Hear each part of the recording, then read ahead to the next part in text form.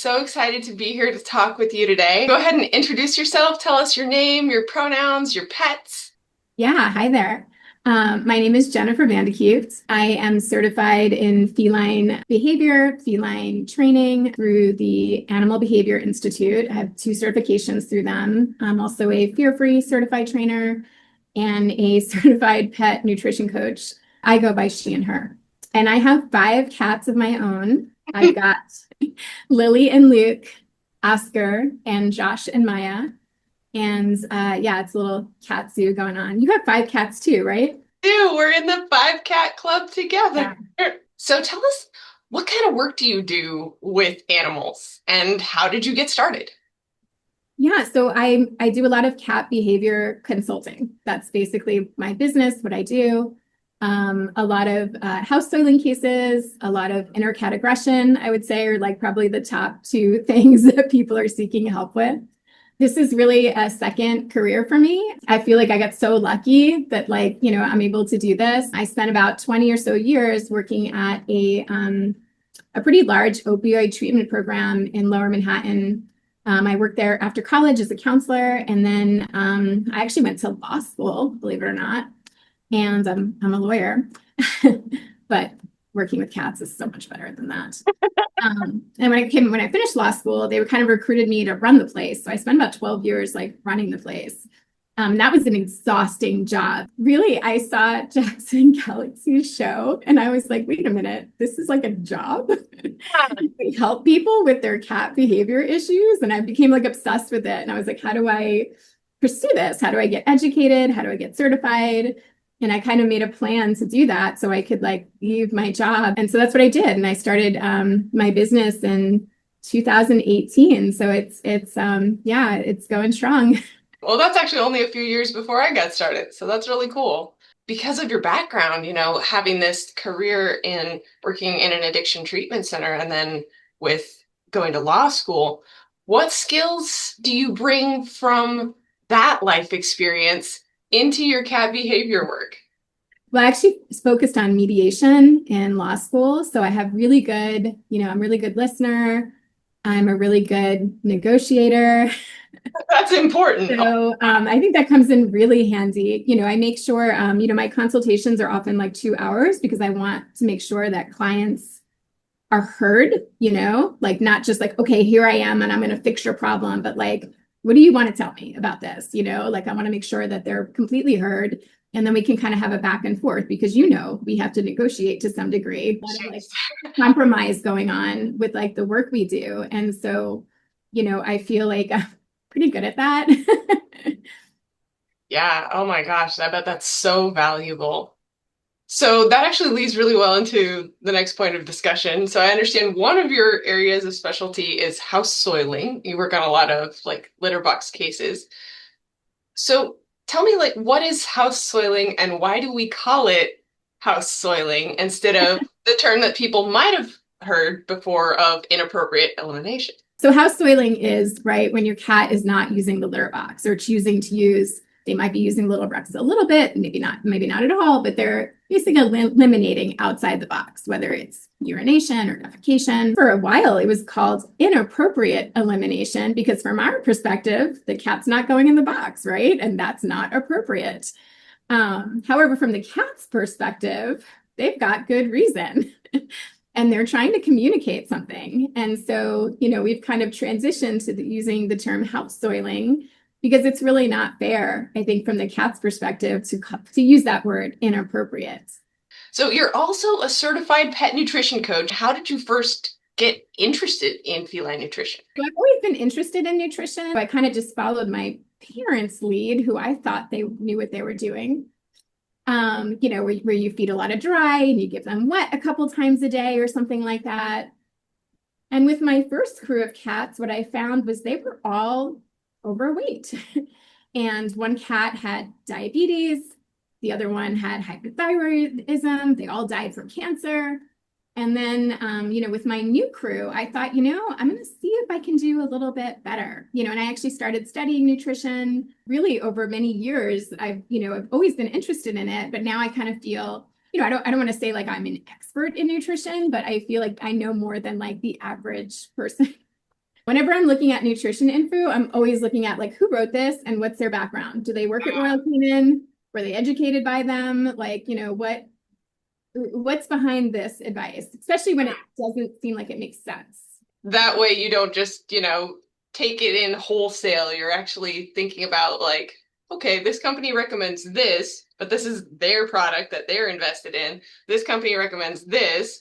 Oh, and these independent researchers evaluate and recommend this. And I mean, I think that's really what education is all about, right? It's just kind of like, what are the varying, opinions on things? And then, you kind of have to like decide for yourself, especially when it comes to like feeding your cat, right? Like, I can't tell you, Misty, you should be feeding your cat this, right? Like you have to kind of decide like what's best. What makes feline nutrition such a controversial topic?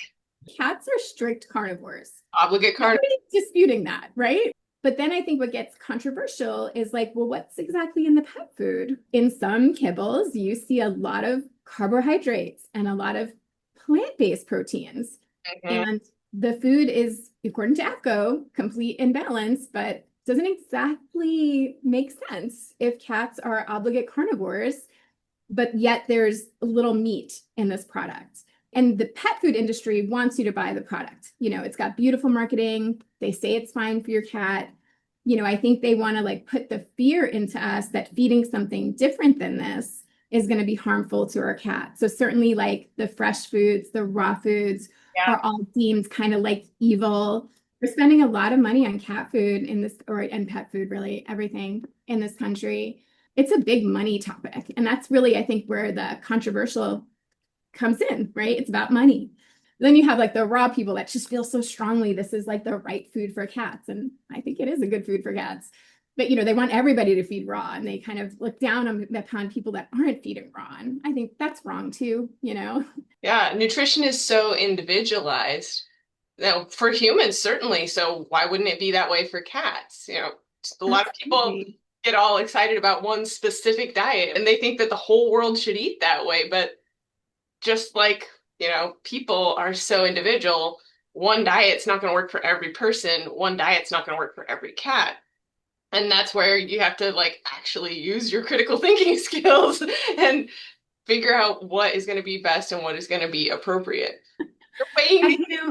The raw foods, like you really got to trust the company you're buying from. There's going to be recalls for some reason or another. And again, you got to just make the best choices that you can, that you're comfortable with.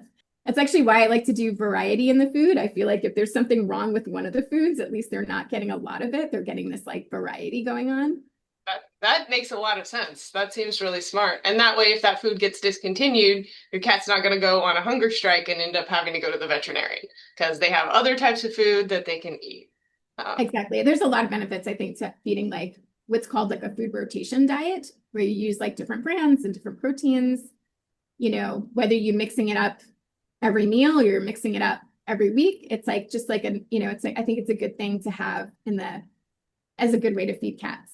Don't rely on one company to feed your cat, because then if there is a big recall, you might be screwed. Or like you said before, if the food's discontinued, that happened to us like actually a few years back. Our favorite food was discontinued. It was like a to do here, it felt like.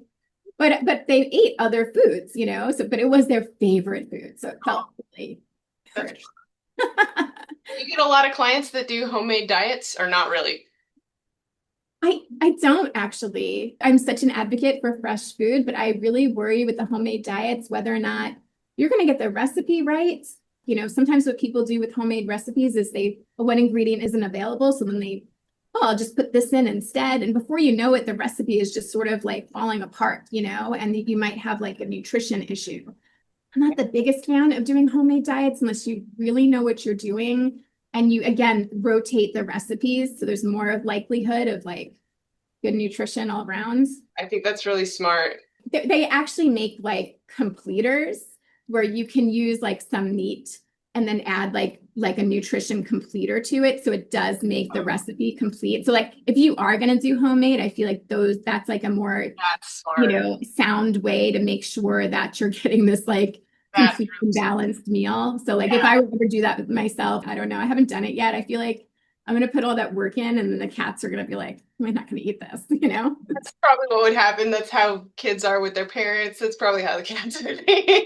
Yeah, no, I feel like a lot of times when I introduce a new food, they're like, oh, we're not going to eat this. And we're like, what? I have to rotate my cat's diet and give them like 5 or 6 different foods? Literally, how many different foods do we eat? So Yeah, I mean, this is what nutritionists tell us, right? To eat a variety, right? Look at all the fruits and vegetables, eat different colors, right? Like eat whole foods, right? Stay away from the processed foods. And then like, what are we feeding our cats? You know, like these highly processed foods. It just, that's why I feel like I don't understand why this is controversial. It just sort of makes sense, you know, like, common you sense. know, It really does. A lot of cat food recipes use plant sources for the protein. What are your thoughts on that? what they do is they do put chicken most of the time or some kind of like, you know, salmon, some kind of like animal meat in the dry food. But then they also list all kinds of plant-based proteins, right? Whether it's soy or they like to do corn protein, rice protein, and then they list just okay, the protein is let's say 30%, right? You do not know how much of that 30% is chicken and how much of that 30% is coming from like the rice, the corn, the soy, whatever other peas they like to put in there, right? Like potatoes. I would love to know how much of this is animal protein and how much of this is the plant-based proteins. And you don't know that, you know? When you're looking at the label, it's by weight. What I like to tell clients is like, look at the first 5 ingredients. I think that says a lot about what's in the food. You know, I want to see a lot of animals in those first 5 ingredients. You know, I don't want to see corn and wheat and rice, you know, in my cat's food. I'm glad that you discussed that in detail because it's so easy to see the label and be like, oh, 30% protein. That's great, right? Well, what if, 2% comes from chicken and the other 28% comes from peas? I think it's really hard for consumers to make educated decisions on food. The pet food industry makes it really hard. Whenever I start talking about food to clients, they light up because they're like so excited to have someone to talk to about this because they want to provide their cats good nutrition. There's nobody that really can discuss it, right? Nobody can talk about the labels and like the amount of protein and even just like how many calories your cat should be eating, you know? A lot of times people don't even realize that their cats are overweight and they're just, feeding them ad lib because they think that that's what's best. And for some cats that works, and for others, they end up with having their veterinarian tell them, hey, your cat needs to lose a couple of pounds. They're really overweight. Yeah. So there's a lot of misconceptions surrounding cat care, especially feeding and nutrition. What's one of the most pervasive misconceptions that you are tired of hearing? I guess that cats need to have dry food. You know, Mm, not that like we're choosing to use dry food, but like they need it. And like that kind of drives me crazy because like they don't need dry food. They don't need it to clean their teeth. It doesn't make sense. They don't. One client last week said to me, but dry food's got all the vitamins in it. And like, because if you look at the label, it's got so many vitamins. And I'm like, that's because it's like they killed the food and it's got hardly any meat in it. So they have to like boost it up with vitamins. like cereal that says like 9 essential vitamins and minerals. That doesn't mean that the cereal is better for you than eating the actual fruits and veggies.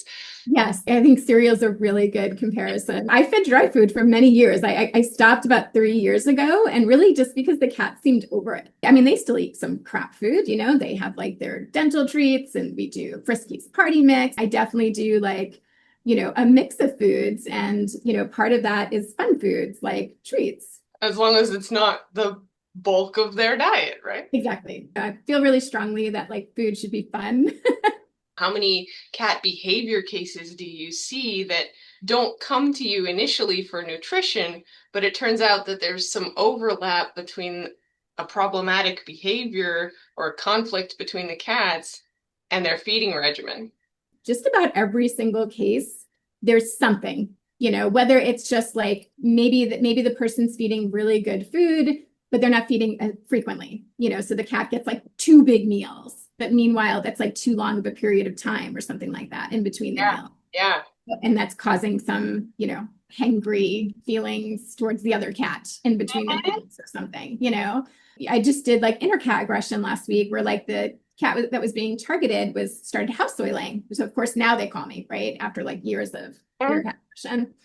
And it turns out the cat that was, displaying the aggressive behavior was just really hungry and frustrated, and we changed up the diet a little bit. And like within a week, he's so much better. Wow. Yeah. Before I got into professional cat behavior consulting, it hadn't occurred to me that cats could be hangry, but definitely with my five here at home, I have observed it. I can definitely see it when it comes up, and I'm like, oh, yeah, okay, you're gonna have a hard time being around the other cats right now because you're really hangry. That was my fault for feeding you dinner half an hour late. I feel like I really relate to that. So like I get it. I agree. It's very relatable. For people that can do it, like the more you can break up the meals into like smaller portions, like the better. Like sometimes you can't really ask that of clients, it's like Right. minimum three, but if you could do more, plus three plus snacks, you know? Yeah, definitely. I heard somewhere that a cat's stomach is about the size of a ping pong ball. And when Yeah. I look at that in my mind and the food that I'm putting on the plate, I'm like, well, this wouldn't fit in a ping pong ball. So this is too much. This is one big meal. I need to break this up. Exactly. Yeah. So if people are wanting to learn more about feeding and nutrition so that they can make more informed choices, where would you direct them? I would say my go-to sources are catinfo.org. It's a website run by Dr. Lisa Pearson. She's got a lot of good resources on her website and a lot of good, just a kind of basic nutrition information. I also like The Truth About Pet Food, Susan Thixton. I find her website really interesting because she really goes through like what all these ingredients are. So if you want to be able to like read a pet label and you want to know what's this ingredient, like she's got a whole list on the website that kind of talks about the different ingredients. She has really high standards for food. You can spend a very small amount of money. I think it's like $10 or something like that, and get her like most recent like pet food list on what she recommends. And again, this is going to be like human grade, like really good quality food that your cat may or may not eat. I don't know. If you're more of like, I want to be on social media, like who's on Instagram? I'm kind of obsessed with Michelle Case, Miss Feminist Kitty. She goes through what to buy at the pet store, what to buy and what to skip. And she just makes it, I think, so accessible and fun, and she's like, buy this, but don't buy this. And she explains why, like, she's like, this is good because of this, and this is bad because of this. And she really knows her stuff. She really knows cat nutrition. And I find her really like fun and accessible videos, really enjoyable to watch. And I learn stuff and I'm like, oh, I got to check that food out. Michelle recommends it. That's great to give people some pointers on where they can get started and they can learn more. So, with cats being obligate carnivores and needing to eat a lot of meat and talking about some of these higher quality foods like human grade foods, what are some ways that pet parents like you and I who have multiple cats can save a bit of money and still provide good quality nutrition for our cats? That's such a great question. I think whether you have one cat or whether you have five cats, right? So he's like, how much can I budget for this, right? I'm very conscious of that when I work with clients. Like, what's the budget that we're working with? What we do in our home is we do a mix of, I think, like higher end foods that are, like smalls we've recently been doing, which is like a freshly cooked food. And we do like Vital Essentials freeze-dried raw foods. So I would say those are kind of like the two are higher end, going to be more pricey because you're paying for like really good quality food. And we balance that with like Fancy Feast classic pate, which is a super budget friendly food that a lot of cats like. It's really high in animal protein. It's actually like, I feel like Fancy Feast has this like bad reputation, but I would choose Fancy Feast classic pate over like so many of those other like big companies, like because it's a really good quality food and it's budget friendly. So like for us, that's kind of like how we manage. If you're starting off with like a kibble only diet, adding just like a little bit of something like Fancy Feast, maybe like once a day to start, would be like a nice way to kind of just boost animal protein and moisture into the diet. Maybe like a half a can at a time. And then maybe you go to like twice a day, and again, it's got to be like budget friendly. And I think there's at least one company that's doing a decent job of kibble. I know I kind of really talked down kibble here, but like Dr. Elsie's Clean Protein, which, we all know is like the litter company, like they started making food, I think about 5 years ago or so. And their kibble actually is super high in animal protein and pretty low in carbs. Of course, you're not getting that moisture that cats really need. So it's not like I would say like feed your cats entirely this food, but Right.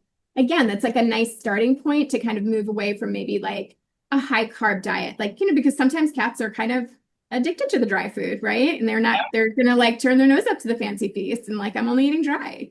And then what, right? And so like maybe we can do though a dry that's a little bit higher in animal protein and lower in carb, that as like a small step forward. That's a really good point that cats, much like humans, can be creatures of habit, especially in what they eat. And it can take time to gradually transition them. So you can't just go from feeding Friskies kibble all day, every day, to all of a sudden we're going to give you freeze-dried vital essentials all day, every day. Like the cat's going to be Absolutely. what the heck is this? And then people are going to be like, well, I tried freeze-dried raw and then my cat wouldn't eat it. So I just I, went I back to kibble. I think the recommendation is it's just like you said earlier, feeding a kid, right? Like the first time you give your kid like peas or broccoli, they're going to be like, I don't want that, right? The carrots, the sweet carrots. It's kind of the same thing when your cats eat. They're creatures of habit, right? So eating the same thing all the time, when you introduce something new, they're kind of like, what is that? I don't know what that is, right? Is that safe for me to even eat? I better just stick with what I'm eating.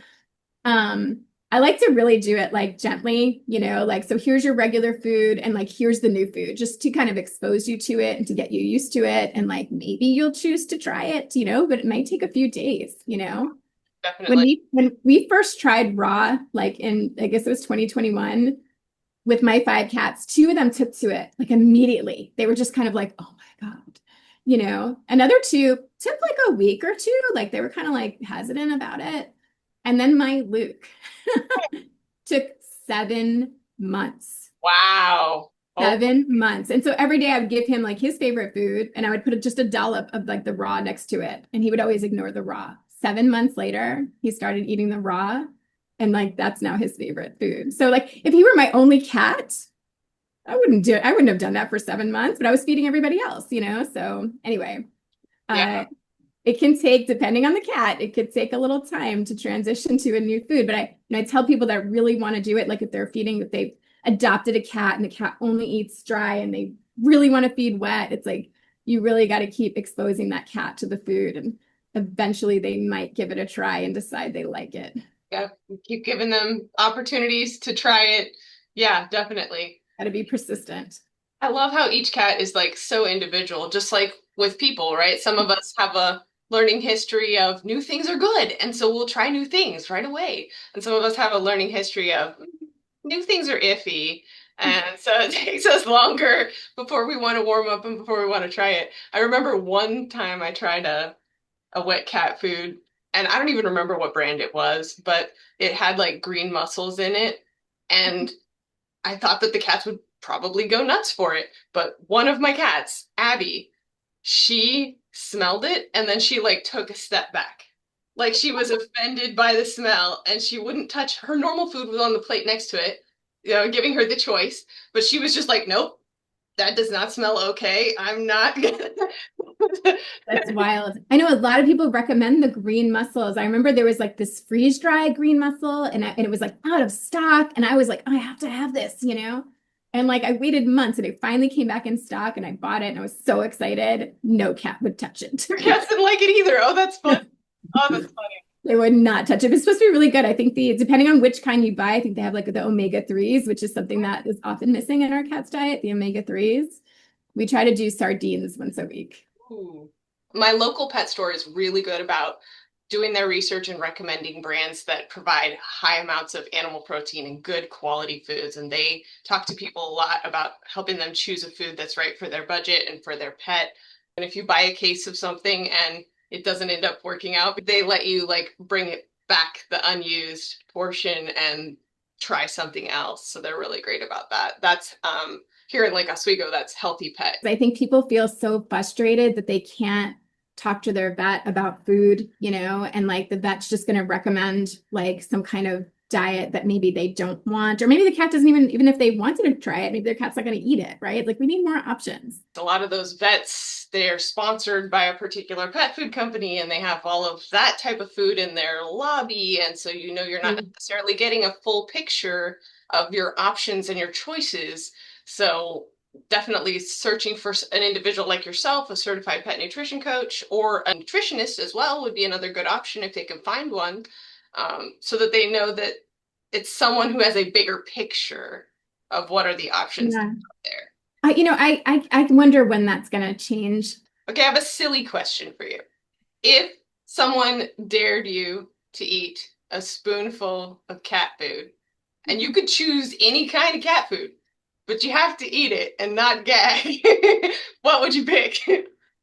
Oh, I'm going with the smalls. Yeah, This is a relatively since like bird flu is going around in the country. We've been right. doing like we are not feeding raw poultry right now, and so I started looking for like cooked options, and like Smalls offers these like shreds of chicken and turkey, and I mean it looks like you could put this on a sandwich or something. Like it looks like real just chicken shreds. I would totally have a bite of that, no problem.